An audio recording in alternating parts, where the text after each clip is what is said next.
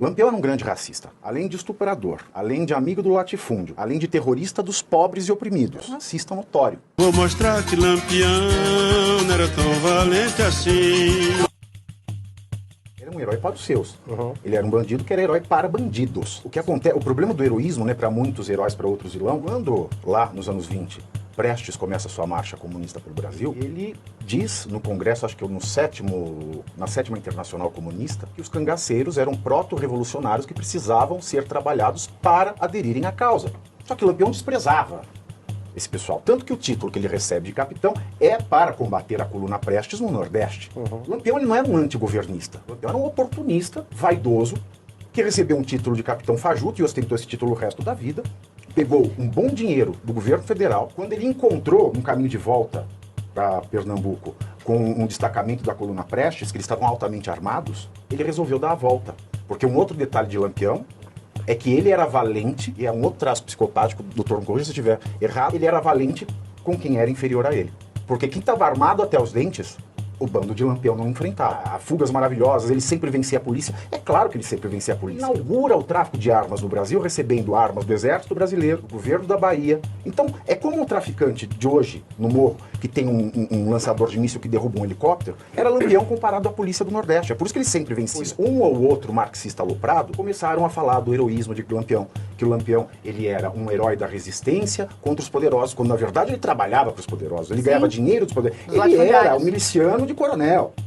Ele aterrorizava quem? O coronel? Não, o coronel pagava, ele não fazia nada, ele aterrorizava o povo. O Movimento Sem Terra, uma vez, teve um tema de festividade com o Lampião. Se você parar para pensar, se existisse reforma agrária na época, o Lampião ele era o maior inimigo da reforma agrária. O Lampião ele faz a simbiose do coronel com o cangaceiro. Porque ele ganhou tanto dinheiro com pilhagem que ele se tornou sócio dos coronéis. Ele tinha fazendas, ele tinha frota de automóveis, ele era agiota. O romantismo, né, marxista tropical transformou o Lampião num herói popular, quando na verdade ele não tem nada de herói popular. Eu falo marxismo tropical aloprado, para não dizer estúpido, porque o marxismo sério, através da tese do Eric Hobsbawm, que ele fala do banditismo social. O banditismo social, para todo mundo entender, é o Robin Hood. Tira dos ricos para dar aos pobres. Lampião, ele tirava dos ricos para ficar para ele. Ele não ajudava. Com o dinheiro que o grupo de Lampião fazia em um ano, ele poderia manter 7 hospitais, 2 escolas normais e uma escola profissionalizante. Todo santo ano. Mas ficava tudo para ele. Usava o perfume da Maison Roger Gallet, Fleurs de l'Amour, usava o óculos que ele usava, que era para esconder a caulice dele, era Zeiss. Uau. Ele só usava lenço de seda inglesa, só tomava whisky White Horse. E ainda servia brandy macieira nos seus encontros. Ele não é um bandido social. Ele é um bandido de controle social. Ele é um bandido para colocar o povo no cabresto. O Lampião não pode ser um bandido social porque ele era muito sádico. Nos estupros, por exemplo, uma vez ele invadiu um casamento, estuprou a noiva, mandou a avó da moça limpar o pênis dele e depois ofereceu a noiva para Gera. A Gera era o nome do estupro coletivo. Uma outra ocasião ele estuprou uma moça, ela começou a sangrar tanto com uma hemorragia, ele colocou terra e socou com o punhal a terra até estancar o sangramento. Curisco, que era o segundo, né, na linha de comando, ele se casou com Dadá, mas ele conhece Dadá quando Dadá tinha 12 anos.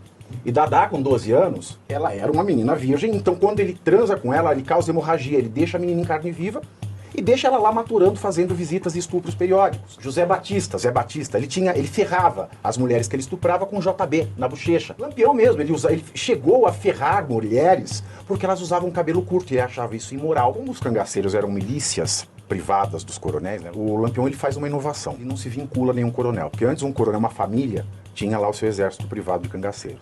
O Lampião, ele não tinha um coronel.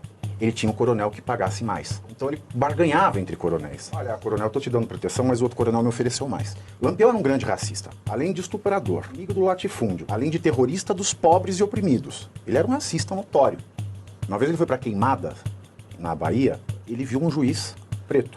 Ele diz: "Ô terra desgraçada, até a justiça é preta." E ele fez o juiz servir o café para ele. Quando o juiz serviu o café, ele pegou a mão do juiz e falou assim: "Ê, nego bom com uma enxada." Ele associava o preto com o diabo. E numa entrevista que ele deu, uma vez ele disse: "Olha, se não fosse tanto preto dando ordem na polícia, eu até que virava a praça." Ele tinha a pele muito escura, mas ele se negava a... Toda a descrição que se dava dele à época tinha que dizer que ele era bronze e nunca preto. Quando ele percebe, já estava numa situação financeira estável, e ele sempre se gabava do muito dinheiro que ele tinha, né, quando ele foi abatido, né, o dinheiro que ele carregava eram 3 prêmios da Loteria Federal na época. Uau. Fora o ouro. Pergunta assim: quem matou Lampião? respondem foi o dinheiro deles. Os métodos dos nossos traficantes, do Tribunal do Crime, são coisas horrorosas, coisas que o Lampião já fazia. Essa ausência de Estado que provoca a ascensão de figuras como o Lampião, como um narcotraficante, como um João de Deus, que era uma mistura de Lampião com o Padre Cícero da modernidade. Então é esse vácuo do Estado que propicia que isso aconteça.